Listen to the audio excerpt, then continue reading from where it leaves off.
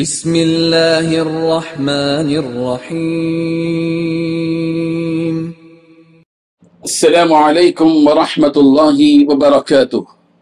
الحمد للہ حمدا کثیرا طیبا مبارکا فیہ، والصلاة والسلام علی سید المرسلین محمد وآلہ وصحبہ اجمعین، اما بعد۔ حاضرین و ناظرین، یہ درس نمبر 37 ہے، 37، اور آج کا عنوان ہے کہ ایمان بڑھتا رہتا ہے۔ اس مضمون کے تحت یہ حدیث آپ سماعت فرمائیں۔ بسم اللہ الرحمن الرحیم۔ عن عبد الله بن عباس رضی اللہ عنہما اخبرہ قال اخبرني ابو سفیان بن حرب ان هرقل قال له سألتك هل يزيدون ام ينقصون فزعمت انهم يزيدون وكذلك الايمان حتى يتم، وسألتك هل يرتد احد سخطة لدينه بعد ان يدخل فيه فزعمت ان لا، وكذلك الايمان حين تخالط بشاشته القلوب لا يسخطه احد، رواہ البخاری۔ ترجمہ یوں ہے، حضرت عبداللہ بن عباس رضی اللہ عنہما سے روایت ہے کہ انہوں نے بیان کیا، مجھے ابو سفیان بن حرب نے خبر دی کہ ہرقل نے ان سے کہا، میں تم سے پوچھا تھا کہ آیا محمد کے پیروکار بڑھ رہے ہیں یا گھٹ رہے ہیں، تو تم نے کہا کہ وہ تو بڑھ رہے ہیں، اسی طرح ایمان بھی بالتدریج بڑھتا رہتا ہے یہاں تک کہ مکمل ہو جاتا ہے۔ اور میں نے تم سے پوچھا تھا کہ کیا کوئی شخص دین میں داخل ہونے کے بعد اس سے ناراض ہو کر مرتد ہو جاتا ہے، تو تم نے کہا کہ نہیں، اور ایمان بھی ایسا ہی ہے، جب اس کی حلاوت دلوں میں رچ بس جاتی ہے تو کوئی بھی اسے ناپسند نہیں کرتا۔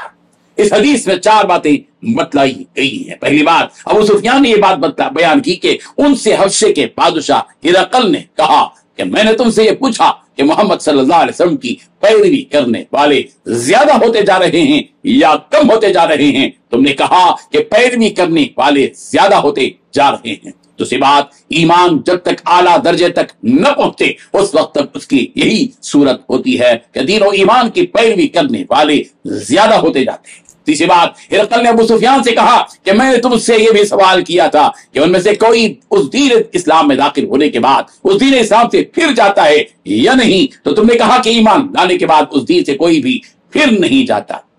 چوتھی بات، ایمان کی حالت اس طرح ہوتی ہے کہ ایمان کی بشاشت جب دلوں میں مل جائے تو پھر کوئی بھی شخص اس ایمان سے ناراض نہیں ہو سکتا۔ ہرقل بازنطینی سلطنت روم کا بادشاہ تھا۔ ہرقل کی جانب رسول رحمت صلی اللہ علیہ وسلم نے حضرت دحیہ کلبی رضی اللہ عنہ کے ذریعے اسلام کی دعوت کا خط ارسال فرمایا تھا۔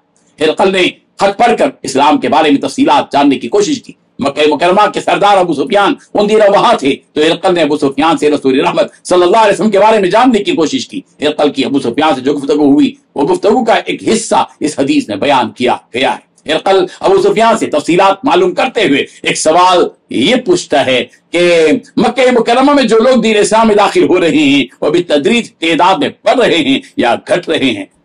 تو ابو سفیان نے صاف طور پر یہ حقیقت بتلا دی کہ دین اسلام قبول کرنے والوں کی تعداد بڑھ رہی ہے۔ ہرقل نے اس جواب کو سن کر اس حقیقت کا انکشاف کیا کہ ایمان کی خصوصیت یہ ہے کہ جب تک اعلیٰ درجے تک نہ پہنچے اس وقت تک اس ایمان کی یہی صورت ہوتی ہے کہ اس کے ماننے والے بڑھتے چلے جاتے ہیں۔ ہرقل نے ابو سفیان سے دوسرا سوال یہ کیا کہ کیا مکہ مکرمہ کے وہ لوگ جنہوں نے محمد عربی صلی اللہ علیہ وسلم کے ہاتھ پر دین اسلام قبول کیا، کیا وہ لوگ اس دین اسلام سے پھر کر دوبارہ کفر کی طرف لوٹ رہے ہیں؟ تو ابو سفیان اس سوال کا جواب دیتے ہیں کہ ایسا تو نہیں ہوتا کہ کوئی دین اسلام قبول کر لے اور پھر اس دین سے پھر جاتے ہیں۔ تو ابو سفیان سے ہرقل نے ایک اور حقیقت کا انکشاف کیا کہ ایمان کی حالت اس کی کیفیت اسی طرح ہوتی ہے کہ جب ایمان کی بشاشت دلوں میں مل جاتی ہے تو پھر کوئی شخص اس دین و اسلام سے ناراض نہیں ہو سکتا۔ اس کا مطلب یہ ہوا کہ اگر کسی شخص نے دین اسلام کو قبول کر لیا اور اس کے بعد اس نے اپنا رشتہ دین اسلام سے توڑ لیا تو اس کا مطلب یہ ہے کہ اس کے دل میں ایمان کی تازگی اور خوشی جب داخل ہو جاتی ہے تو پھر اس دل سے ایمان جدا نہیں ہو سکتا۔ اور جو لوگ دین اسلام قبول کرنے کے باوجود مرتد ہو جاتے ہیں تو اس کا واضح مطلب یہ ہے کہ ان کے دل میں ایمان کی بشاشت اور تازگی گویا داخل ہی نہیں ہوئی۔ یہ بات یہاں پر اس حدیث کو سنتے ہوئے ذہن میں رکھنا چاہیے کہ ابو سفیان کا یہ واقعہ اس وقت کا ہے جبکہ مکہ مکرمہ کے ماحول میں پیارے پیغمبر صلی اللہ علیہ وسلم کا جو قافلہ حبشے کی طرف ہجرت کیا تھا، ابو سفیان جب تک اسلام قبول نہیں کیے تھے۔ فتح مکہ کے موقع پر انہوں نے اسلام قبول کیا. تو ظاہر ہے کہ جب ابو سفیان ایک مکے کے سردار کی حیثیت سے حبشہ میں تھے تو اس وقت ہرقل نے ان سے پوچھا تھا مکے کے احوال کے بارے میں. تو ظاہر بات ہے کہ ابو سفیان ابھی اسلام قبول نہیں کیے تھے، اور بعد میں فتح مکہ کے موقع پر ابو سفیان دین اسلام داخل ہوئے. اللہ تبارک و تعالیٰ ان حقائق کو سمجھنے کی ہم سب کو توفیق عطا فرمائے. آمین. وآخر دعوانا ان الحمد للہ رب العالمین.